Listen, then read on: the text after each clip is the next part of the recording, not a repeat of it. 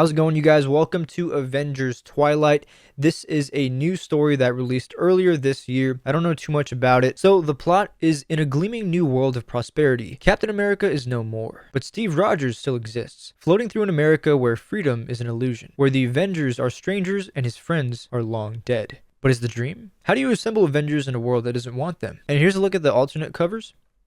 Pretty cool. So this is book one. It's called The Best of Us. The first page, we see an older Steve Rogers waking up, and apparently he's living with a woman named Rosa. Immediately, this is giving me like Old Man Logan vibes. I don't know what continuity this follows, or if it's just like, you know, a generic Avengers future. Okay, so this is like the future.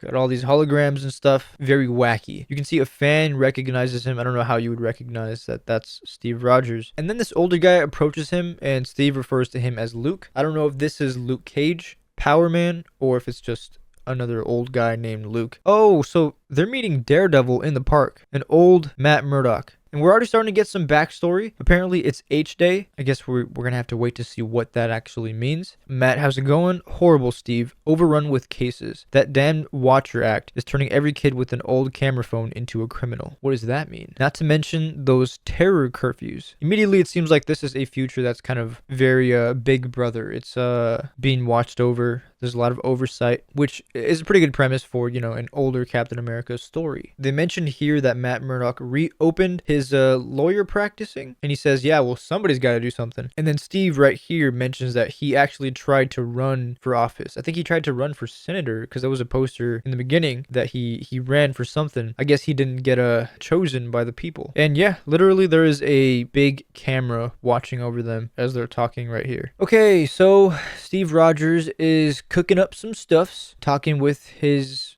wife. Right here, he's just venting the fact that Luke Cage and Daredevil were making him feel guilty for not continuing to superhero around. And Rosa is like, there's a lot Steve Rogers can do that Captain America can't. She obviously is like, you're more than the suit. Okay, now we're getting somewhere. There is a Red Skull documentary, I think, that's being advertised right here. History painted Johann Schmidt as Hitler's right-hand man, but recent evidence shows Schmidt worked against Hitler, trying to take the Fuhrer down within the Third Reich.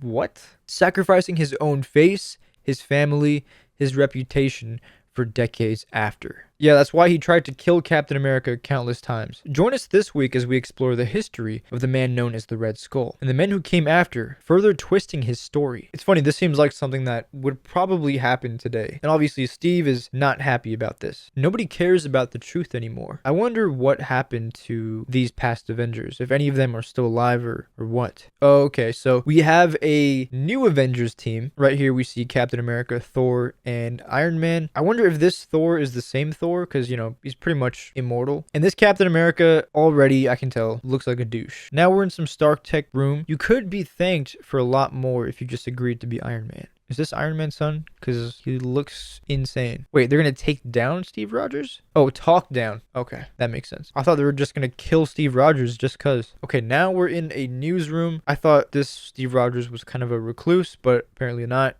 because he's on TV now. Apparently, they're here to talk about the Red Skull documentary. The Red Skull, a name synonymous with Nazis and supervillain. But a recent docuseries puts forth the idea that this was, in fact, a cover for the man who tried to take Hitler down from the inside. Today, I'm joined by a true living legend, the original Captain America, Steve Rogers. Dude, that's so messed up. Imagine having the world tell you that your nemesis was actually a good guy. And the CEO of Stark Technology, the son of the original Iron Man and Wasp, James Stark. Whoa, so he's Iron Man and the Wasp's son. Interesting. James Stark. Mr. Rogers here has suddenly become quite vocal that this docuseries shouldn't air, slinking out of retirement only when it's his legacy in danger of being tarnished. Interesting. The Red Skull was a monster. A lot of good men and women died trying to stop him. This travesty of reporting is a slap in the face to those heroes. Tony's son seems like a douche. Ah, heroes. If you keep using the word, do you think everyone will eventually believe it? At what point do these people stop being considered heroes, Steve? You and others like my father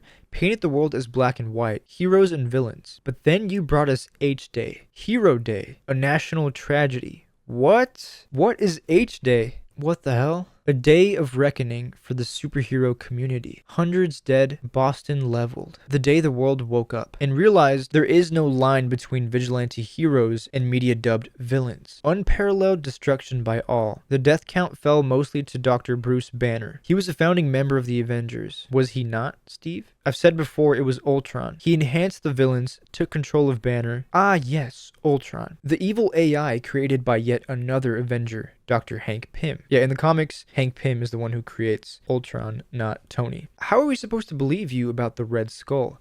Dude, this is crazy. You would think Tony Stark's son would want to honor his father's legacy and all this stuff. Wow, this is cool. This is kind of a Civil War-esque, you know? Questioning if the heroes do more damage than the villains because they're kind of battling the same battle and people get hurt. That's interesting. Damn it, Jimmy. I know what a hero looks like. They look like your mom and dad. Are you trying to tarnish their legacies so you don't look as hollow by comparison? Oh, snap. Mr. Rogers, can we please? I'm not going to let you tear at old wounds for ratings. Dang. Okay, so he storms out, contemplating life, basically. When I was his age, I was in enemy trenches watching my friends. All right, Steve. You know, not everyone has to be at war. Right here is a flashback, I assume, to H-Day. Holy crap. You got some people impaled. I can't really tell who's who. There's a woman's body on the floor to the lower left. The guy to the far left, that could be the Punisher. And then there's like a red and green suit. I don't know who that could be. Maybe Vision. Yeah, Steve is kind of just having a PTSD breakdown. So they're in a Quinjet with Black Widow, She-Hulk, I believe. Just that it looks like all secret identities have been blown wide open. Everyone's being lured to their loved ones and ambushed. Groups of supervillains, all enhanced. And then they land right here and apparently a bomb has already gone off. No, dude. No!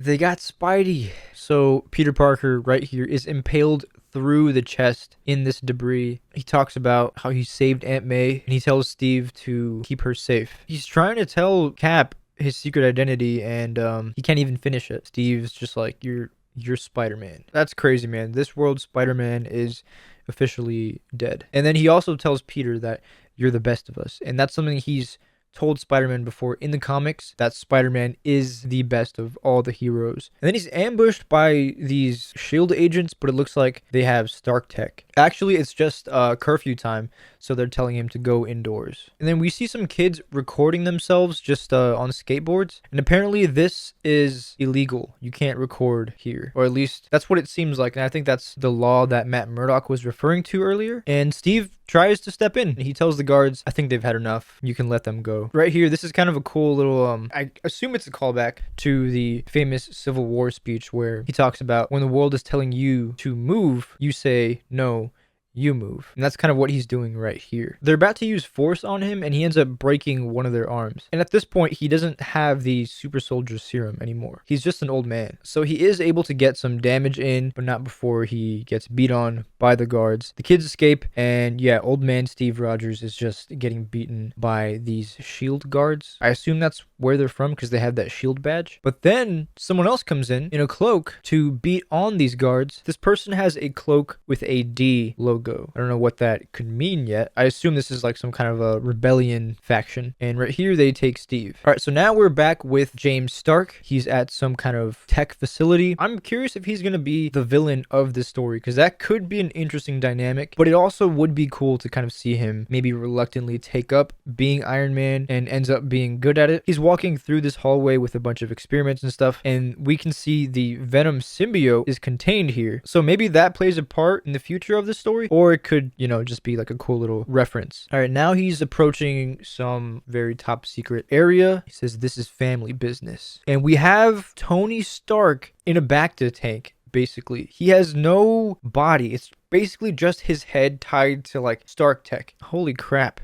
His eyes are open, so I don't know if he's going to be able to speak, but he looks like he's alive. And James is about to put on a helmet that I assume is connected to this Bacta tank. All right, now we're back with Steve and he has a bag over his head. He hears people talking, and when it's lifted from him, he sees Luke Cage watching him. You were made for war. Damn it, Luke. What is this all about? Matt's dead, Steve. Matt Murdock is dead? How could they possibly have found a way to kill a blind guy? Steve, it's bad out there. I know on the surface it looks fine, but there's rot. We're not getting any of the picture anymore. It's a jigsaw puzzle with just the edges. The government and S.H.I.E.L.D. are squashing political dissent. The new Avengers are laying waste to countries overseas. And then Steve is kind of saying like, no, that's not true. That's impossible. And Luke is saying that everything is under control of those in power, so people are seeing what they want them to see. That's why it's a crime now, apparently, to just record on your phone, which is a very scary thing because they're eliminating proof, basically. No way. So they are introducing Old Man Steve to a replicated super soldier serum.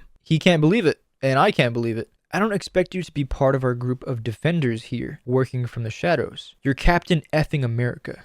You're an Avenger. Okay, so that's what the D stood for. It's defenders. Ever since my bulletproof skin decided to become nearly immovable, I'm all about the knowledge. Holy crap. So his skin got like heavy. That sucks. That's interesting because there's some versions of Luke Cage who lives way past every other hero. Matt died defending people who the system was trying to disappear. We've been working nonstop trying to gain intel on all of this. People on the inside have managed to get us photos, old school, of the abuses. I'm really digging this story. It's a whole conspiracy, Big Brother, Captain America, he's super old. Can he still be a hero? And yeah, it seems like without much hesitation, he wants to be back to being Captain America, because there's this little time lapse we get here as days go by of him kind of training and them doing tests on him to eventually getting in the machine and once again becoming a super soldier. So this is him talking to his wife in his head. I won't be home for a while because there's something I need to do. I'm opening my eyes, and hopefully the eyes of others, but I can't do it alone. Rosa, I'm going to assemble the Avengers. Holy crap. Can you imagine a scene like this in a movie? I'm getting chills from that. What a cool introduction to a story. I really like the groundwork that they're laying. It's a very interesting dynamic having Tony Stark's son kind of be the villain. At least in this issue, he very much seemed like the antagonist, the opposite of Steve Rogers. Also, I really like the artwork for this comic. I can't wait to read the next issue with you guys. Thank you so much for watching this video. Let me know what you thought about the story down below. Stay tuned for the next episode and all my other videos coming out. Yeah, I'll see you next time.